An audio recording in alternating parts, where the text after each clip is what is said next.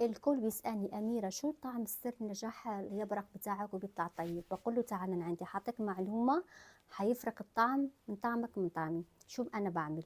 أنا أول شي لما بعمل أنا اليبرق بعمل على ورق فريش، ما بستعملش البرطمان. ليش؟ بيفرق الطعم. أنا بحبه الفريش، بسلقه وبحشيه أنا لنفسي. تمام. شو السبب اللي بيخليش بيطول؟ عشان يطبخ، عشان يستوي. شو بعمل له انا؟ بطبخه عادي وما بحطش عليه حامض نهائي حتى يستوي تماما، وبعدين بجيب حامض واكب عليه بالنهاية.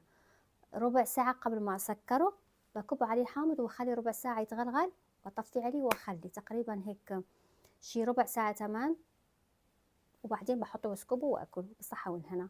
هاي طريقة عشان تضمني أن اليبرق بيستوي بسرعة ويجيك مذاق حلو وما أروى منه. روحي اعمليه.